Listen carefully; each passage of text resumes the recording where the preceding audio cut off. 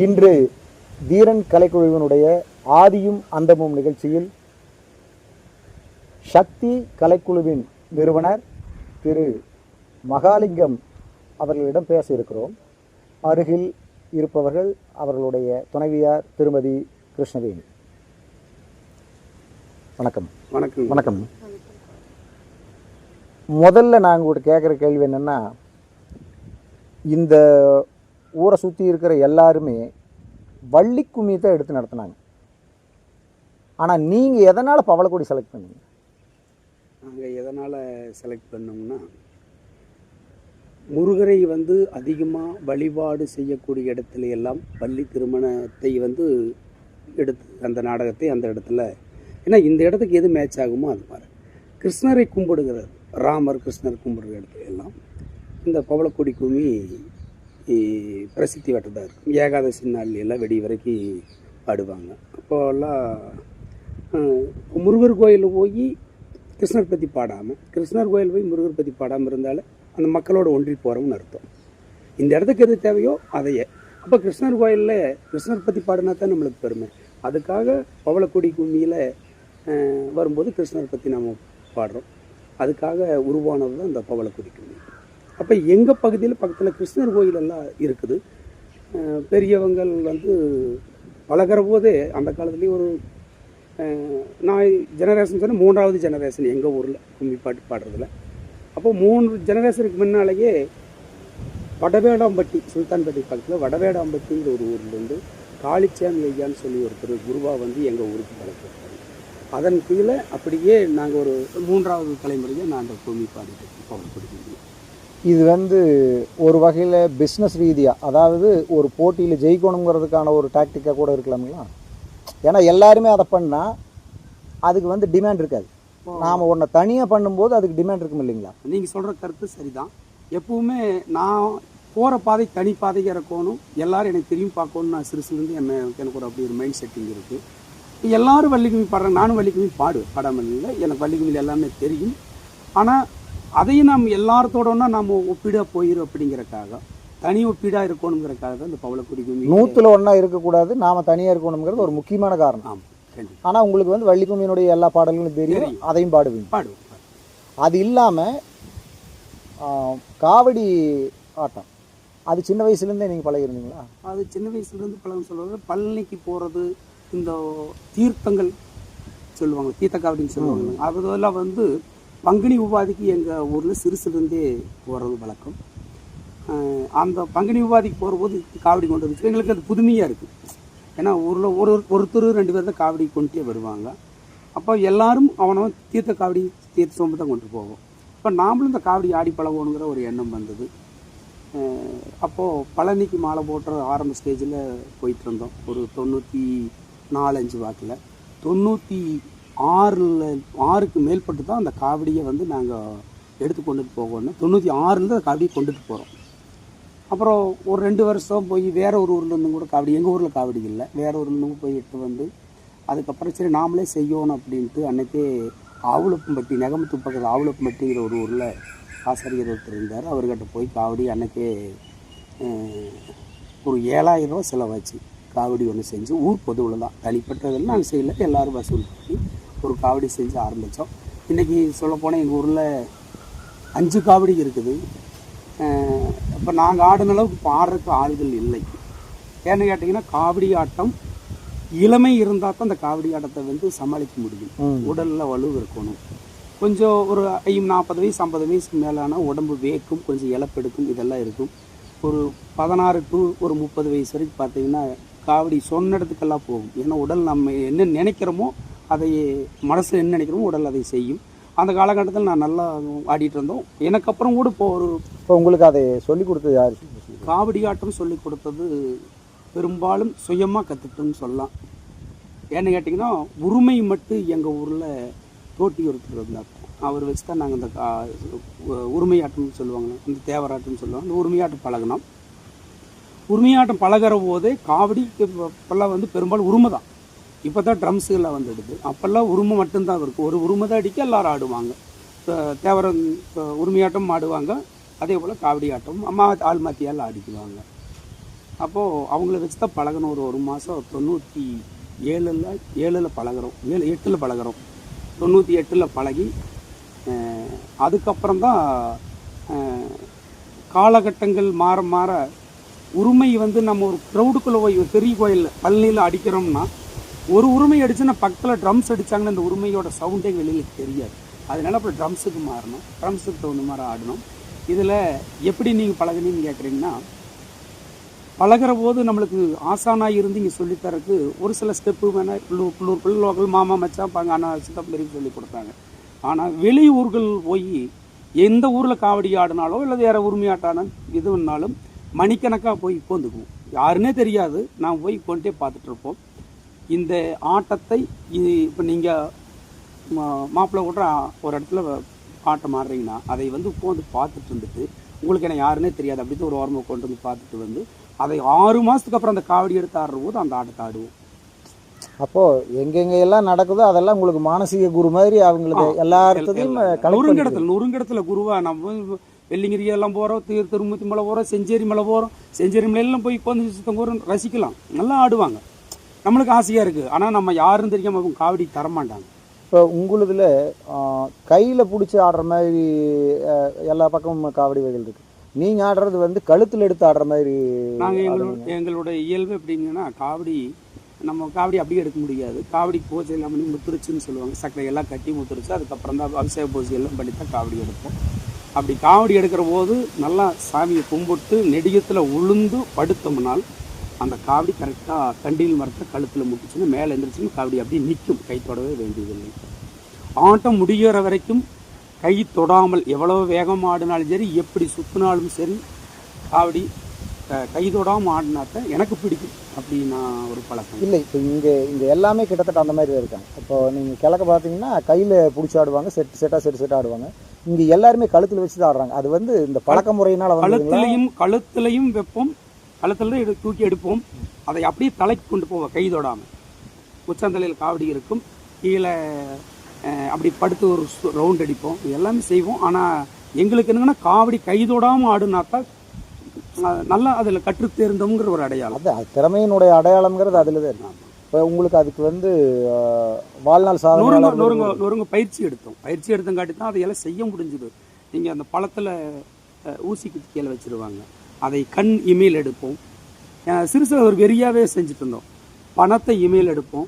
இதெல்லாம் ஒரு சில விஷயங்கள் எல்லாம் சிறு பயிற்சி எடுத்தோம். இப்போ இதையெல்லாம் செஞ்சதுனால தான் உங்களுக்கு வந்து அது வாழ்நாள் சாதனையாளர் விருதுன்னு கொடுத்துருக்காங்க.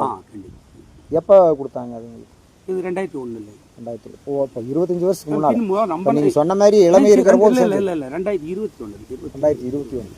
அப்போ இளமையும் தாண்டி நீங்கள் தாண்டி வீடியோ பார்க்குறவங்க இது இப்படி எந்த ஊர் என்னன்னு கமெண்ட் போடுறாங்க, யூடியூப்பில் அப்லோட் பண்ணுறவங்களா அப்போ கேட்குறாங்க. அதை நம்ம கமெண்டில் சொன்னோம்னா ஏதோ ஒரு தகவல் ஒன்று தொடர்பாகுது. முதல்லலாம் நாங்கள் 97, 8, 2000 அந்த வாக்கிலையெல்லாம் பார்த்தீங்கன்னா நம்ம திறமை இருந்தது. இந்த நிகழ் வெளியில் போகாமே நின்று போச்சு. இந்த மீடியா வந்ததுனால இதுக்கு வெளிச்சப்ப ஜாஸ்தி. எப்போ யூடியூப், ஃபேஸ்புக்கு, இன்ஸ்டாகிராமு இதெல்லாம் நொறுங்க வரோம். பசங்க எப்போ செல்லுன்னு வந்ததோ அப்போ பசங்க அதிலிருந்து எல்லாம் கற்றுக்க ஆரம்பிச்சாங்க. இப்போ உங்களுக்கு சலங்கன் இதுக்கு யாருமே குரு இல்லை, நீங்களா கற்றுக்கிட்டோம்னு சொன்னீங்க. பவளக்கொடிக்கும் வள்ளிக்கும்மிக்கு யார் குருவாக இருந்தாங்க? பவளக்கொடி கும்மிக்கு எங்கள் ஊரில் அதான் சொன்ன வடவேலம்பட்டி காளிச்சாமி ஐயான்னு சொல்லி ஒருத்தர். அவர் எனக்கு யாருன்னே தெரியாது. எங்கள் ஊரில் 3 தலைமுறைக்கு முன்னாடி வந்து பழக்கினார். அதிலிருந்து கனகத்தோட்டத்து மயில்சாமி கவுண்டர்னு சொல்லுவாங்க. அப்புறம் மேக்கால தோட்டம் குமாரசாமி கவுண்டர், பக்கத்து வீட்டில் அப்பாறையின் ஒருத்தர் கிழக்கு தோட்டம் வேல்சாமி கவுண்டர், இவங்கெல்லாம் முன்னோர்கள். அவங்கெல்லாம் சொல்லி கொடுத்து அந்த இதில் தான் பழகணும். பவளக்கொடிங்க? பவளக்கொடி தாங்க. பவளக்கொடி. வள்ளிக்கும்மி நீங்களாவே கற்றுக்கிட்டீங்க? வள்ளிக்கும்மி நானாக கற்றுக்கலைங்க. இங்கே பக்கத்தில் சிலக்கரைச்சலில் வெள்ளிங்கிரி ஐயான்னு சொல்லி ஒருத்தர் எல்லாம் கேள்விப்பட்டிருப்பீங்க. வள்ளிக்கும்மியில் மிகச்சிறந்த ஒரு ஜாம்பவான். அவர் வந்து அவர் கூட இருந்த அவர் ஒருத்தர் கோயின்சாமி ஐயா சுல்தான்பேட்டைன்னு. அவர் என்னை ஒரு தடவை பார்த்துட்டு, நீ உன்னோட பொருள் நல்லா இருக்குது, இந்த புக்கு படி அப்படின்னு சொல்லி ஒரு நாள் வள்ளிக்கும்மி நோட்டு கொண்டு வந்து கொடுத்துட்டார். அந்த நோட்டை வாங்கி தான் படித்ததா வள்ளிக்கும்மி எனக்கு பரிசுமாச்சு. எத்தனை வருஷமா இப்போது காவடியாட்டம், அன்னமாறுபாட்டு இதெல்லாம் நாங்கள் பார்த்தீங்கன்னா 94 ஆரம்பிச்சிட்டோம். அன்னமாறுபாட்டு அப்போவே ஆரம்பிச்சிட்டோம். 94. இப்போ பவளக்கொடி, வள்ளிக்கும்மி, காவடி ஆட்டம், அண்ணன்மார் கதை எவ்வளோ நாளைக்கு படிப்பீங்க? அன்னமார் கதை வந்து நம்ம கதையாக படிக்கணும்னா கிட்டத்தட்ட ஒரு மாத கணக்கில் படிக்கணும். ஏன்னா அதுக்கு மேலே இப்போ படித்து நிறைவு பண்ணுறதுங்கிறது சிரமமான வேலை. ஆனால் எங்கள் ஏரியா வழியெல்லாம் எப்படின்னு கேட்டிங்கன்னா, கோயில் விசேஷம் வருஷம் வரும். இதில் தோட்டத்தில் கன்னிமார்கர் பிராய்சாமி, இது ஒரு கோயில் ஊருக்குள்ளேயுமே வேறு எங்கள் ஊரில் மாட்டுக்காரப்பச்சி மலையாள கோயில் இருக்குது. இந்த கோயில் எல்லாம் வருஷத்தில் ஒரு நாள் பழைய படுகளம்னு சொல்லுவாங்க. இந்த மாசியிலிருந்து பங்குனி சித்திரை இந்த 3 மாதத்துக்குள்ளே இந்த வெள்ளாம்பழ சிலையில் எடுத்துகிட்டு வருவாங்க. தை மாதத்தில் வெள்ளாமல் தான். பள்ளையம்னாலே கொள்ளு, தட்டைப்பயிறு, பச்சைப்பயிறு, மொச்சை, அவரை, இந்த மாதிரி சுண்டக்கல்லை இதெல்லாம் போட்டு 5 வகையோ 7 வகையோ பயிர் வகைகளை வேவிச்சு அது உப்பு பொருளை தாளிக்காமல் அது ஒரு பிரசாதமாக கொடுப்பாங்க. அது பள்ளையம்னு சொல்லுவாங்க. அந்த நிகழ்வு வந்து வருஷம் இந்த கிட்டத்தட்ட ஒரு 20-25 ஊரில் நடந்துகிட்டே இருக்குது தொடர்ச்சியாக. அப்போது நாங்கள் படித்து பழகின பிற்பாடு பக்கத்து ஊர் பூரா கூப்பிட இந்த விசேஷத்துக்கு ஒரு நாள் விசேஷமாக மட்டும் நாங்கள் அதிகமாக பண்ணுறோம். இப்போ அதிகப்படியாக பார்த்திங்கன்னா ஒரு 4 நாள் தொடர்ச்சி ஒரு பக்கம் போய் படித்தோம். அது எங்களுக்கு அதிகமான. ஏன்னு கேட்டிங்கன்னா, நம்ம பெரும்பாலும் கூட படிக்கிறது பூரா காலேஜ் போகிற பசங்களாக இப்போ இருக்கிறாங்க. அதனால என்னால் முடியாது. ஏன்னா ஒரு ஆள் போய் அந்த பாட்டு வசனம் எல்லாம் பேசி கதையை படிக்க முடியாது. அப்போ இதுக்கு முன்னால் இருந்த செட்டுகள் என்னங்கன்னா, வயசாகிடுது, கொஞ்சம் எல்லாம் கலைஞ்சிட்டாங்க. அவங்களோட தொழில் முறைகள் மாற அவங்க வெளியூர் போகிற இது ஒரு வகையில் மாறினால இப்போ சின்ன பசங்களை வச்சு படிக்கிறதுனால ஒரு நாளத்துக்கு கதையினா போய் இப்போ இந்த கதையை பாடுறதுக்கு இப்போ காலேஜில் ஸ்கூலில் படிக்கிற பசங்களும் வராங்களா? வராங்க, கண்டிப்பாக வராங்க. இது கொஞ்சம் ஆச்சரியமா இல்லைங்களா? இப்போ நீங்கள் கவர்மெண்ட் ஸ்டாஃபாக இருக்கிறவங்க கூட படிக்கிறாங்க பையன். ஓ சரிங்க இருக்கிறாங்க. அப்போ இன்னும் வந்து அந்த கதையினுடைய பவர் வந்து இன்னும் அழியாமல் இருக்குதுங்கிறதுக்கு ஒரு உதாரணம். இன்றைக்குமே அன்னமார் கதைன்னா கிராமப்பகுதிகளில் தனி ஒரு ஆர்வம். நீங்கள் போய் கும்பலாக உட்காந்து வேடிக்கை பார்த்துட்டு மறுபடியும் வந்து அவங்க வேலைக்கு எடுத்து கும்பலாக அடுத்த நாள் நைட்டு மீண்டும் அடுத்த நாள் இரவுனா கதையை பார்ப்பாங்க. அதுலேயும் அந்த நாங்கள் படிக்கிறதுல வெட்டுக்கிழம்னு சொல்லுவாங்க. அன்னமார் சண்டைக்கு போகிறது, வீரப்பூர் காட்டுக்கு எதிராளி செஞ்சு வேட்டைக்கு போகிறது, அது கொஞ்சம் கோபம் வர மாதிரி இருக்குது, கொஞ்சம் வீரமாக இருக்குது. அந்த கதை அந்த அன்னமார் கதையிலேயே கிளிக்கதை இருக்குது, சேவக சண்டை இருக்குது, பன்னிக்கதை இருக்குது, ஆசாரி கதை இருக்குது. இந்த மாதிரி இதில் எங்களுக்கு எல்லாம் முடித்து வெட்டுக்கிழம்னு சொல்லி ஒரு போர்க்கிழம்னு சொல்லி அந்த கதையை ஒரு பாகம் இருக்குது. அதை படித்து தான் நாங்கள் படுகளம் போடுவோம். அன்னமாருக்கு எப்படி மாயவர் ஓலை கொண்டு வந்து சேர்த்துறாரு, வேட்டுவஞ்சேரிக்கு எப்படி சண்டைக்கு போகிறாங்க, இதெல்லாம் கொஞ்சம் வேகமாகவும் கோபமாகவும் இருக்குது. அப்போ தான் அந்த படுகளம் முழுகும். ஏன்னா அந்த வேகத்தை உருவாக்கினா தான் படுகளம் கீழே துள்ளிட்டு வந்து அப்படியே முழுகும். அதுக்கப்புறம் தீர்த்தம் கொண்டு வர்றது எங்களது தங்கா சொப்பனம் தான் எங்களுக்கு ரொம்ப பிரசித்தி பெற்றதாக இருக்குது. கிட்டத்தட்ட ஒரு 5-6 வருஷத்துக்கு முன்னாலேயே சேனல் போர் தமிழ்ங்கிற ஒரு யூடியூப் சேனல் போட்டிருந்து நல்ல வியூவர்ஸ் பார்த்தாங்க. என்ன கேட்டிங்கன்னா, அந்த புலம்பல் வந்து கதையை ஒரு கோர்வையாக சொல்லி கொண்டுட்டு வந்து தீர்த்தத்தை கொண்டு வந்து அன்னமாரோட தலைமையில் வச்சு பூஜை பண்ணி எழுப்பணும்னு படுகளும் உடனே எழுந்திருக்கும். அந்த கதையிலேயே முக்கியமானது அந்த பன்னிமேல் சண்டை, சத்தியம், படுகளம், தங்காபுலம். ஆமாம், இதுதான் தங்காபுலம்பல் தான் இருக்கிறதுலையே ரொம்ப ஹைலைட்டாக இருக்குது தங்காபுலம். அதில் வந்து யார் நல்லா பண்ணுறாங்களோ அவங்க தான் பெரிய ஆளாக இருக்கிறாங்க. அதில் உண்மையிலே அது உங்களுடைய இது வந்து உங்களுடைய சேனலில் அந்த சேனல் 4 போட்டது நானும் பார்த்துருக்குறேன்.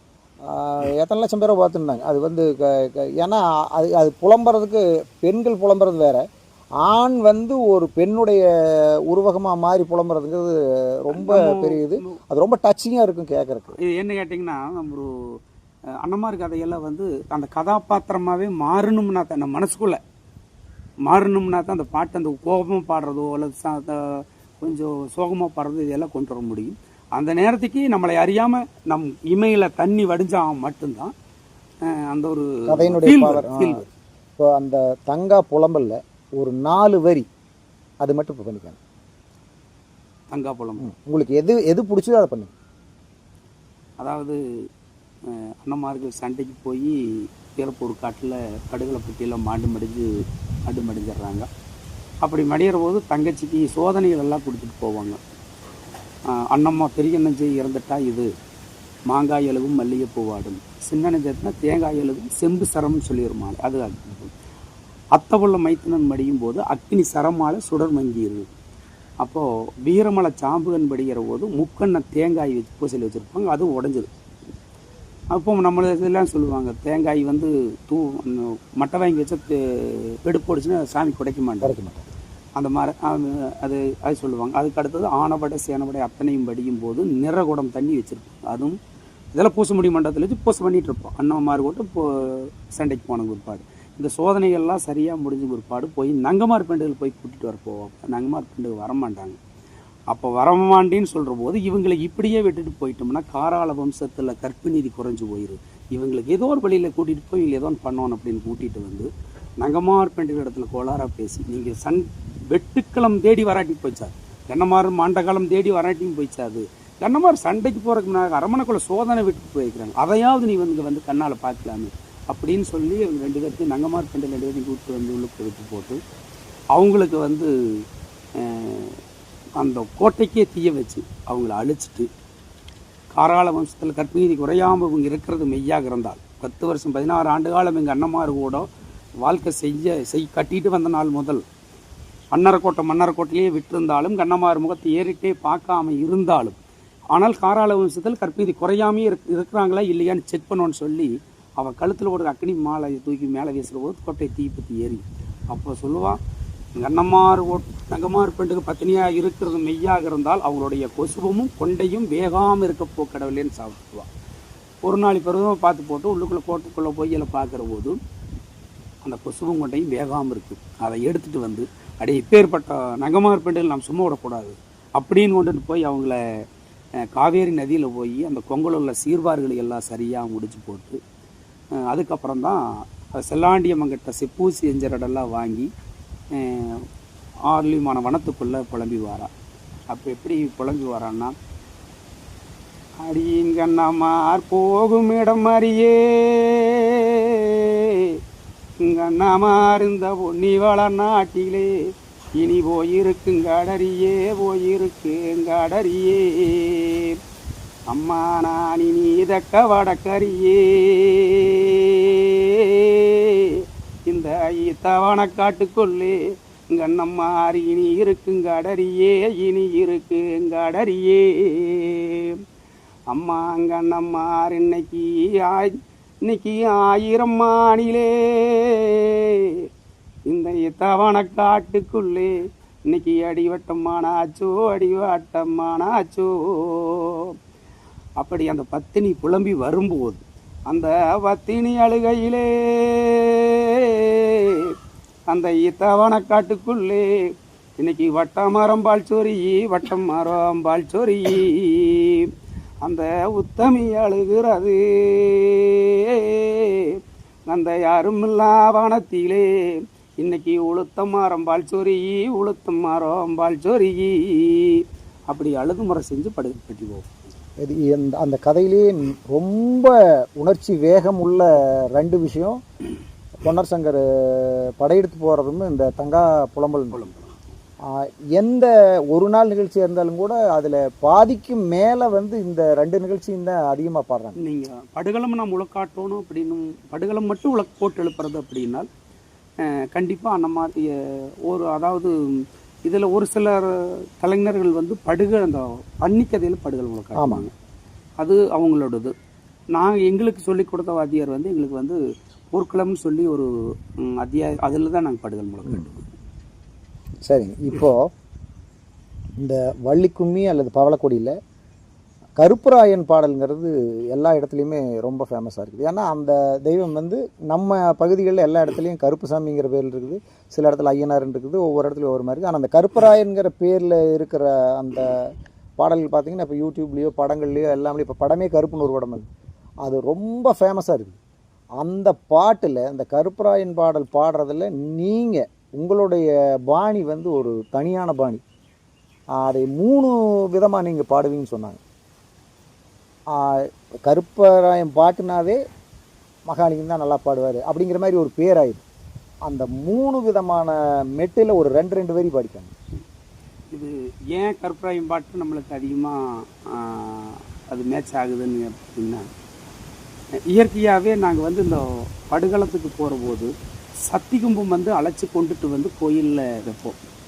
அப்போது கருப்பராயன் கோயிலாக இருந்தால் கருப்பராயனை பற்றி பாடுவோம், கன்னிமார் இருந்ததுன்னா கன்னிமார் பற்றி பாடுவோம், அம்மனாக இருந்ததுன்னா மாரியம்மனை பற்றி பாடுவோம். இதில் நம்ம எங்களுக்கு சொல்லிக் கொடுத்த அந்த வாத்தியார்கள், முன்னோர்கள், குருமார்கள் எல்லாம் வந்து கருப்பராயனை எப்படி வர்ணிக்கலாம் அப்படின்ட்டு முதல்ல ஒரு கடவுளை எப்படி வர்ணிக்கலான்னு ஒரு இது சொல்லுவாங்க. அப்போ அது கருப்பராயனுக்கு வந்து நாங்கள் நொறுங்க அதை சாமி அலைச்சலைச்சு, அதாவது சத்தியம் வரும்போது கருப்பராயன் அலைச்சலைச்சு எங்களுக்கு அது உள்ளுக்குள்ளே வார்த்தைகள் அதிகப்படியாக பதிவாச்சு.